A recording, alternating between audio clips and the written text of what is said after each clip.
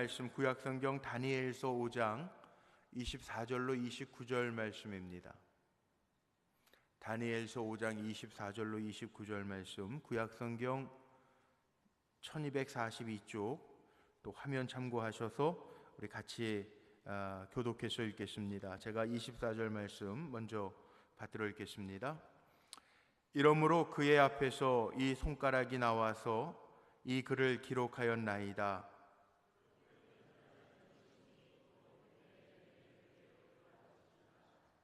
그 글을 해석하건대 메네는 하나님이 이미 왕의 나라의 시대를 세워서 그것을 끝나게 하셨다 함이요,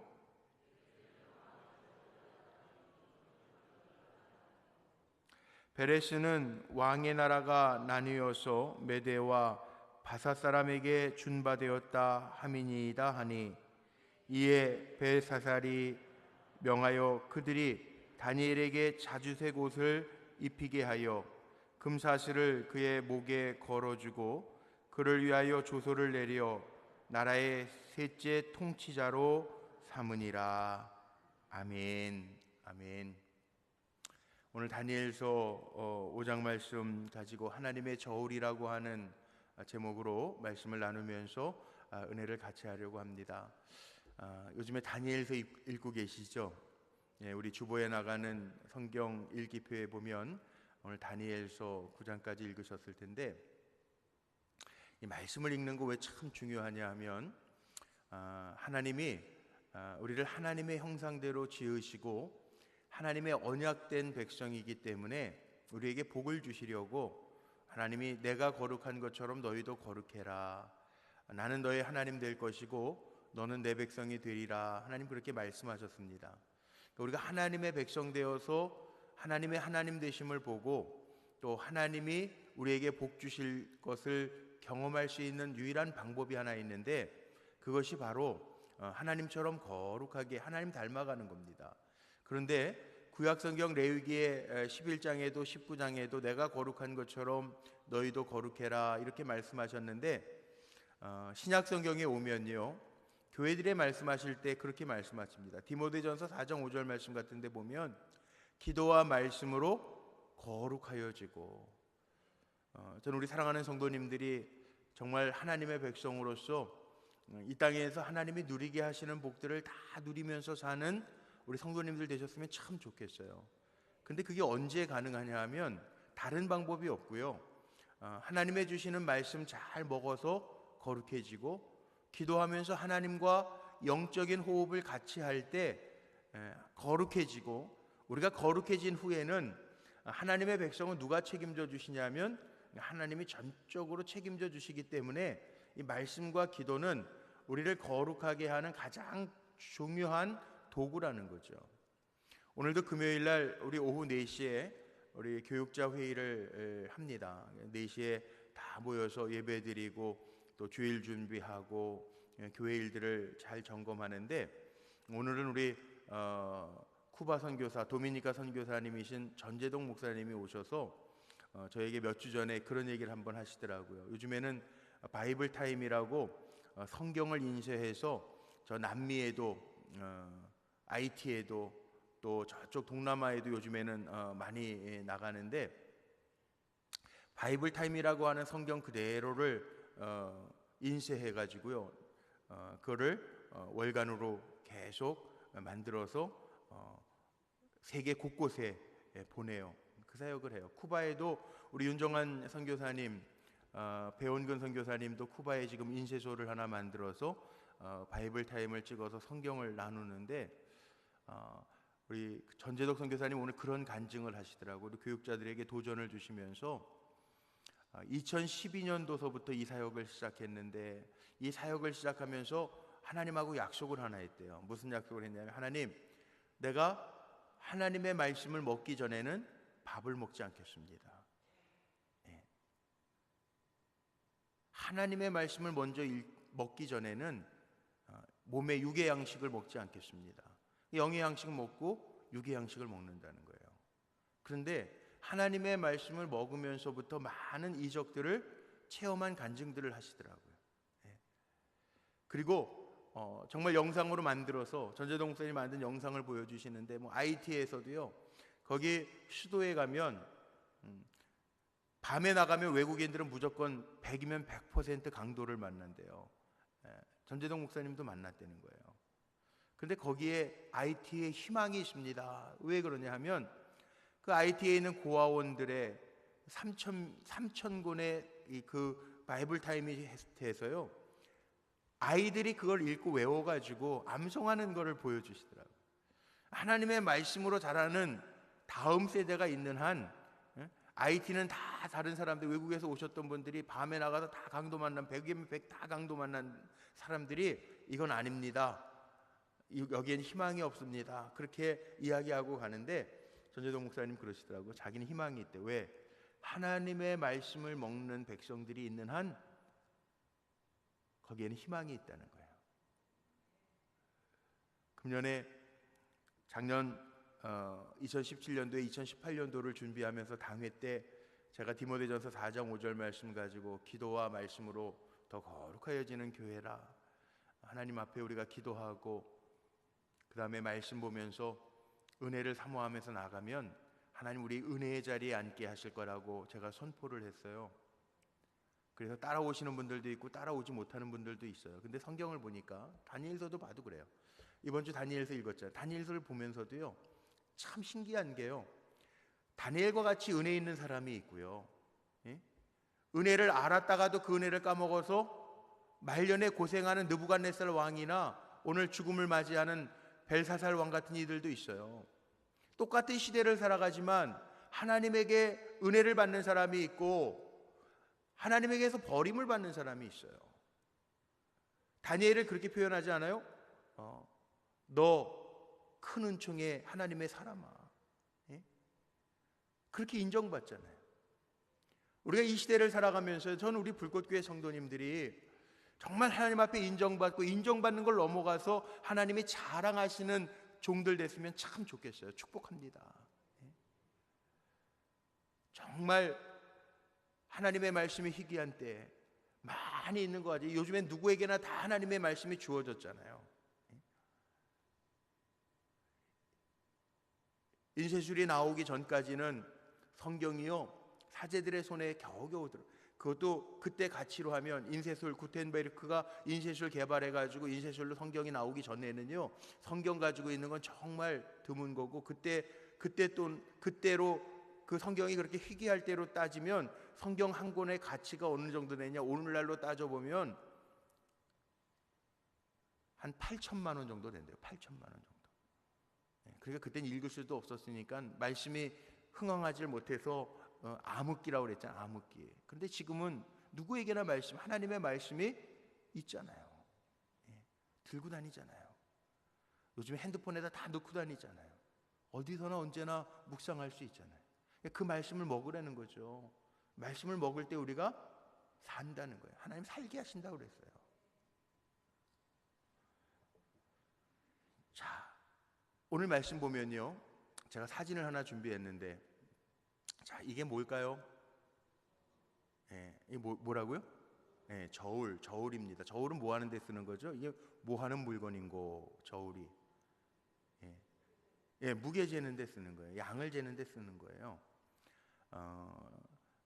제가 대학 다닐 때 무슨 영화가 나왔냐면 부시맨이라고 하는 영화가 나왔는데, 혹시 아세요? 부시맨.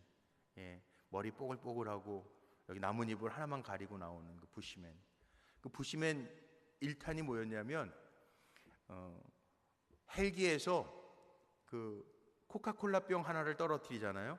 근데 그게 그 아프리카 부시족이요, 그 병을 발견하고 이게 뭐 하는 물건인고, 만환경처럼 이렇게 보기도 하고요, 그거 가지고 나팔을 불어보기도 하고 방맹이처럼 이렇게 막 휘둘러 보기도 하는 그 장면이 생각이 나는데, 이 저울이라고 하는 거는 뭐 무게 재는 거죠. 무게 재는 거.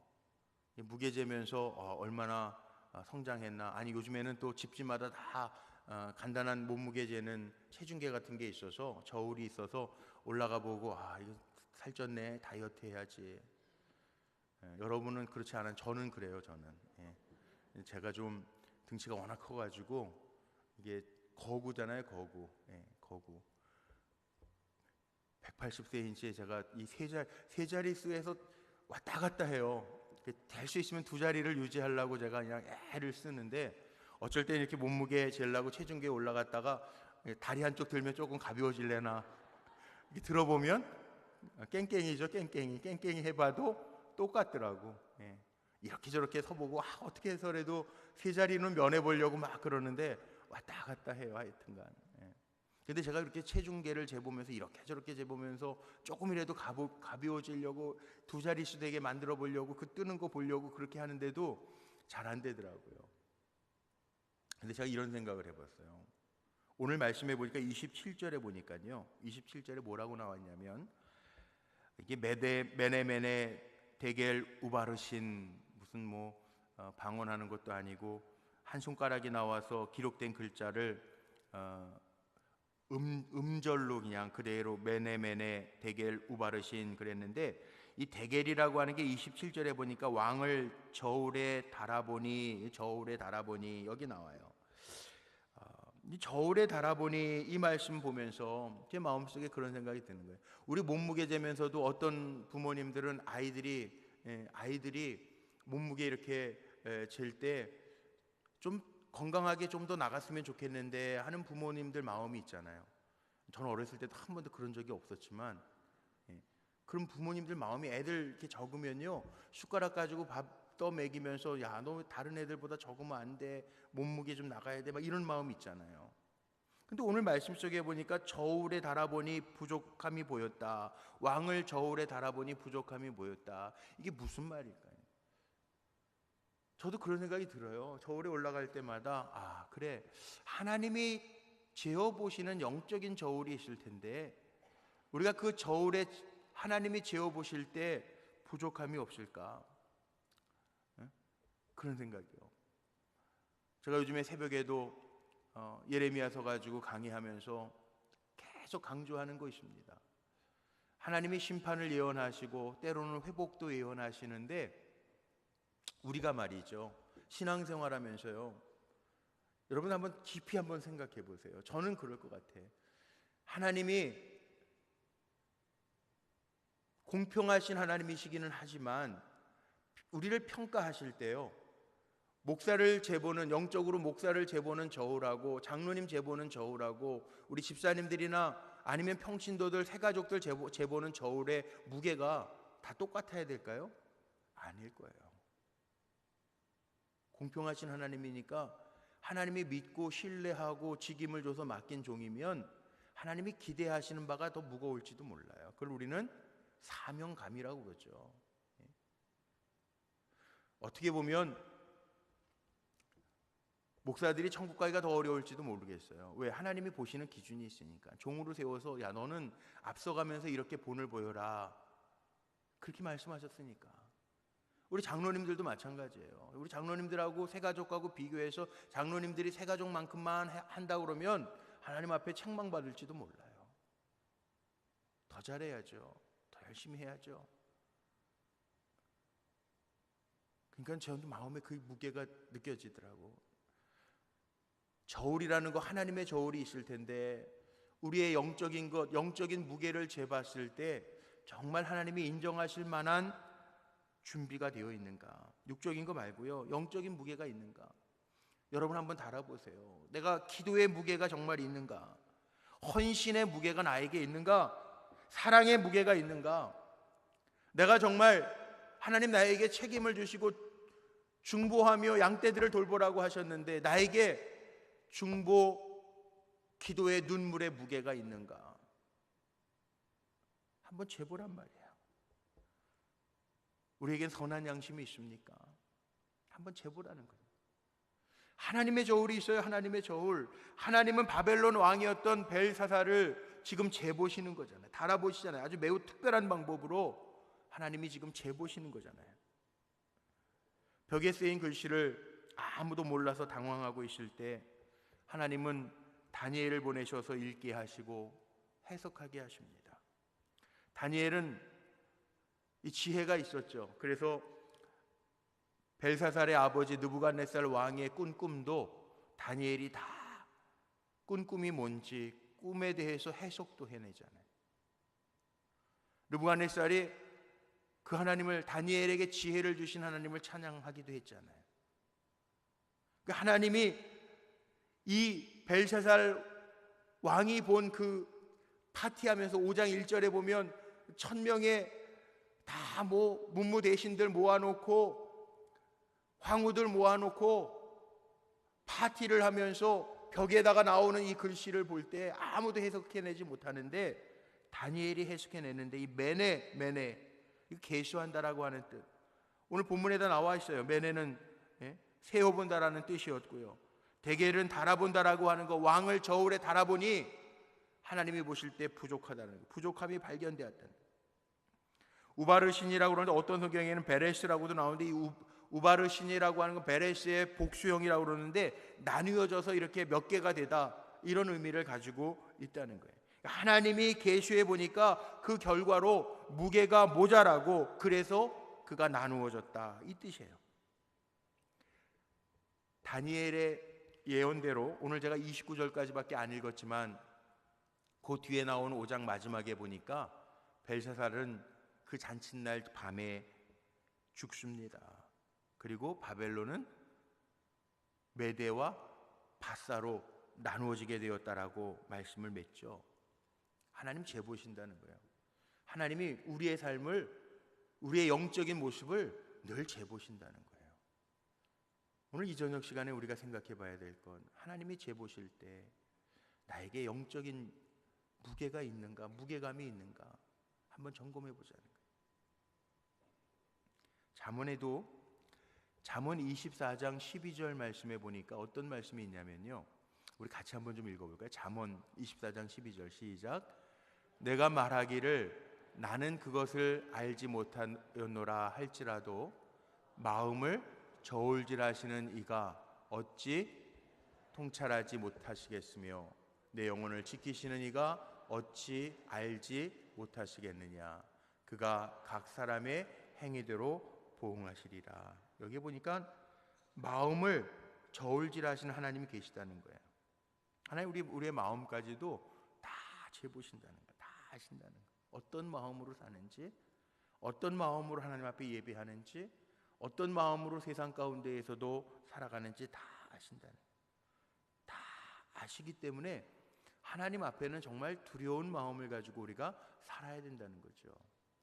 바벨론의 느부갓네살 왕도 마찬가지입니다. 5장 앞에 보면은 느부갓네살 왕에 대한 이야기도 나오는데요, 느부갓네살 왕은 이 벨사살 왕의 아버지였잖아요. 근데 여기에 보세요. 5장 20절 말씀에 보니까 그가 마음이 높아지며 뜻이 강박하여 교만을 행함으로, 느부갓네살 왕이 그랬다는 거예요. 그 왕위가 패한 바 되며 그 영광을 빼앗겼다. 하나님은 느부갓네살 왕도 그 마음을 달아보셔서 하나님이 다 함량 미달인 걸 아시고, 이 느부갓네살 왕도 마지막에는요, 성경의 표현대로 보면 얼마나 고생을 많이 했는지 모릅니다. 5장 21절에 그렇게 표현되어 있어요.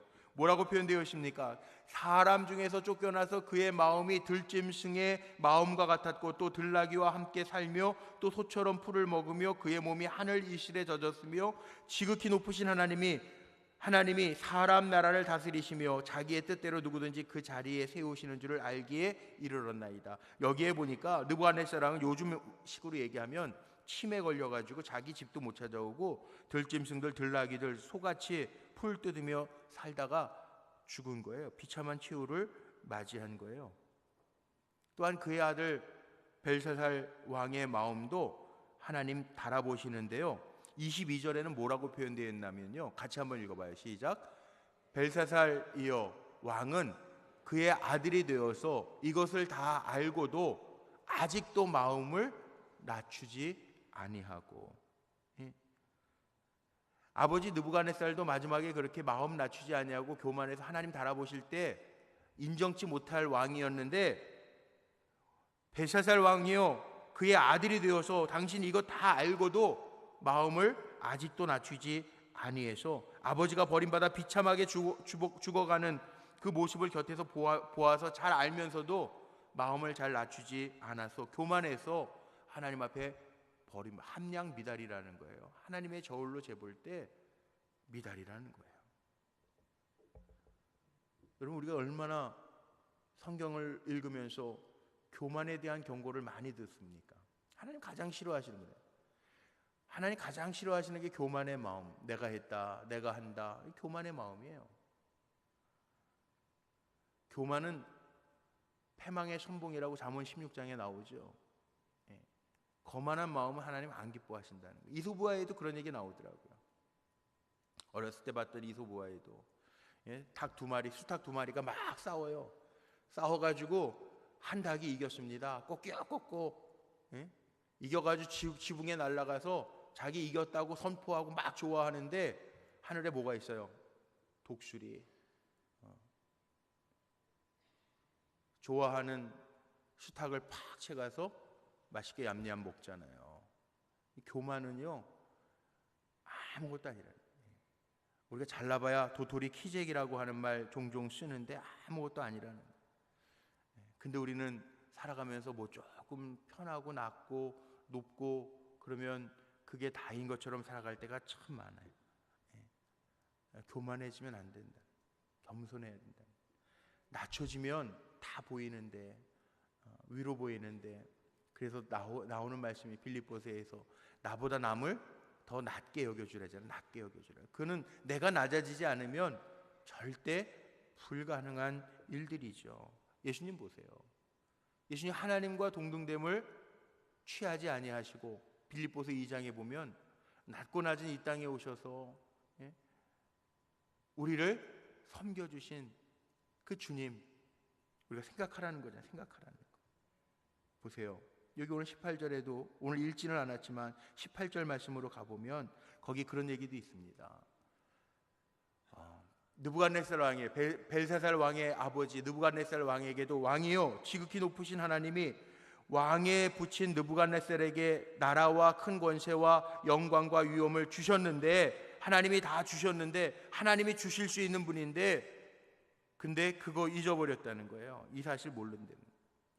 은혜의 사람은요 하나님이 주신 거 아는 게 은혜의 사람입니다. 다니엘서 읽으면서 보니까 다니엘은요 하나님이 내 목숨의 주관자인 것도 알아서 이번 주에 다니엘서 읽으면서 1장에서부터 나오잖아요. 은혜 구할 때 환관장도 은혜를 다니엘에게 베풀어 주잖아요. 느부갓네살 왕이 유대 젊은 소년들 데려다가 왕의 진미로 먹이게 하고 3년 동안 교육하라고 했는데 다니엘은요 그 우상에게 드려졌던 거 먹기 싫어서 하나님이 나에게 주신 거룩함 그거 잃어버리기 싫어서 나에게는 그 음식 필요 없습니다.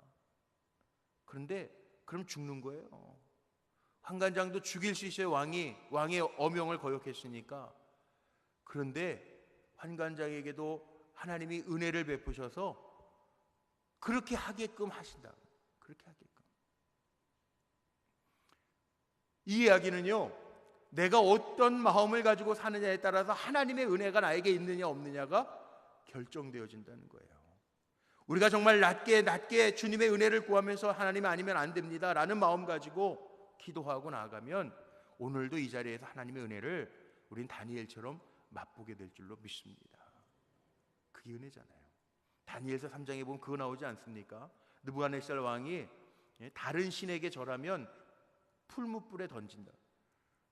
다니엘 세 친구들이 풀무불에 던짐을 받습니다. 근데 느부갓네살 왕이 보니까 세 사람이 풀무불에 들어갔는데요 그 세 사람을 던지러 간 바벨론의 종들도 풀무불이 얼마나 10배나 뜨겁게 하라고 그래가지고 그 불에 다 뒤어서 오히려 군사는 죽어요. 근데 다니엘의 세 친구들은요 느부갓네살 왕이 보니까 세 사람을 넣었는데 네 사람이 다님이 어찌 민고. 하나님이 보호하시면 되잖아요. 그게 은혜잖아요. 우리는 은혜가 있어야 되는데 그 은혜 누구에게 주어지냐 하면 나에게 모든 것 주신 분이 하나님이심을 고백할 때 그 은혜가 주어짐을 기억하시기를 바랍니다. 교만할 거 없어요. 하나님이 주셔서 건강한 거고 내가 이 자리에 나온 것도 내가 믿음이 있어서도 있겠지만 하나님 나 이렇게 건강 주셔서 이 자리에 올 수 있도록 하나님이 역사하셔서 은혜의 자리에 앉아있는 것 자체가 은혜임을 아는 것이 은혜의 사람인 줄로 믿습니다. 우리에게 주신 건강, 재물, 직분, 힘, 지혜 이거 다 주님이 주셨습니다. 그 고백하면 교만할 것도 없고요 내가 좀 부족하다고 원망할 것도 사실 없어요.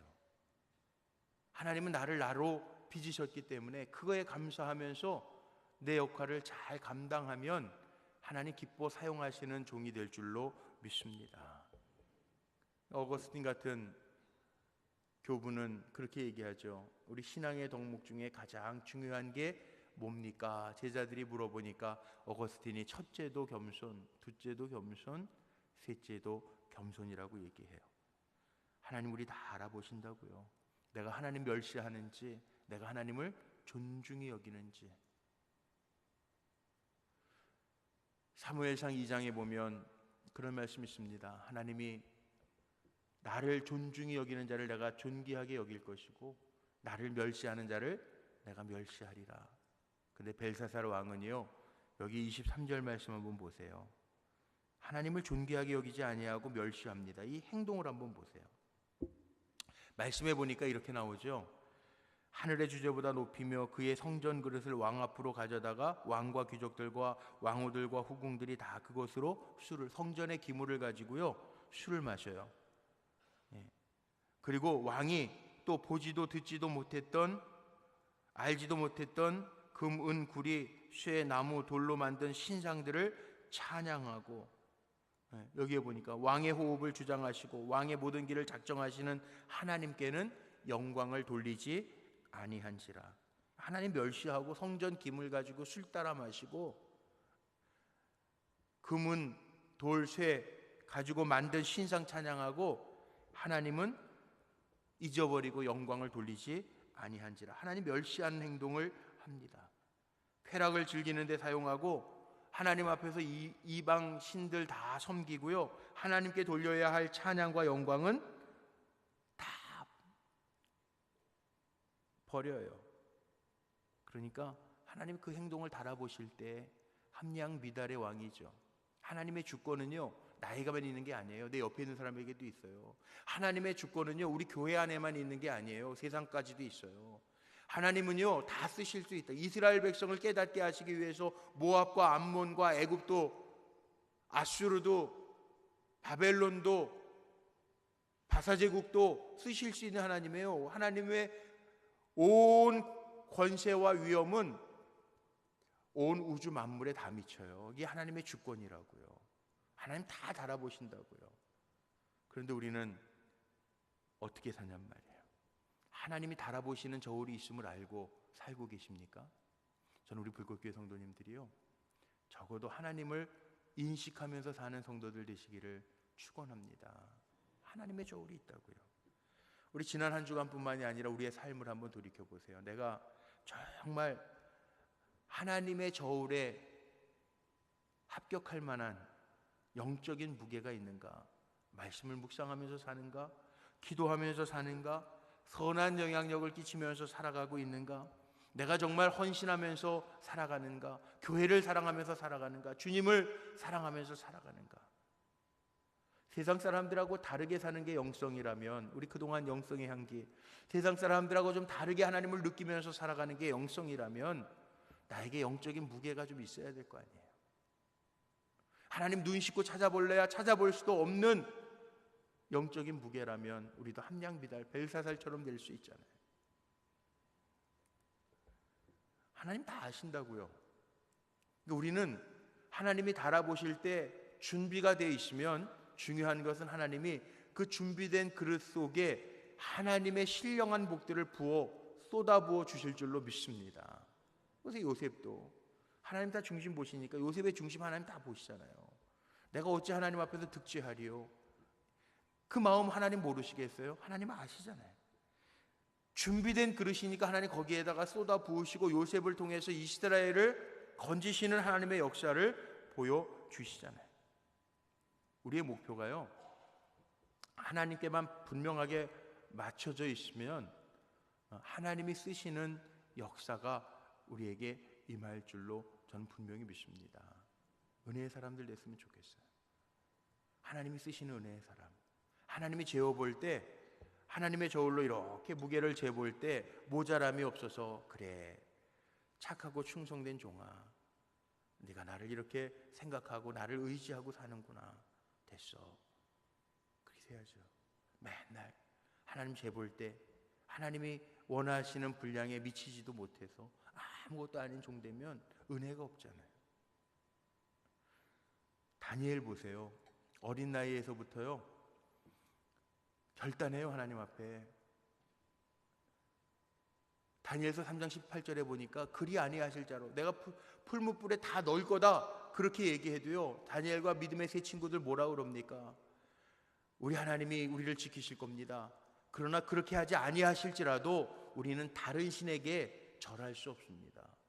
하나님이 그 모습 보시면서 얼마나 기쁘셨을까요? 우리 신앙생활이라는 게 그런 거 아니에요? 세상 속에서 살아가면서요, 나는 하나님의 백성입니다, 그 드러내면서 살면 하나님은 얼마나 기뻐하시겠어요. 책임져 주시잖아요. 그런데 우리는 적당하게 이 벨사살 왕처럼 적당하게 즐기면서 하나님 뒤로 좀 뒷전으로 밀어놓고 살아. 눈 씻고 찾아볼래야 하나님이 후한 점수를 주고 싶어도 찾아볼 수 없는 삶을 산다면 그건 아니잖아요.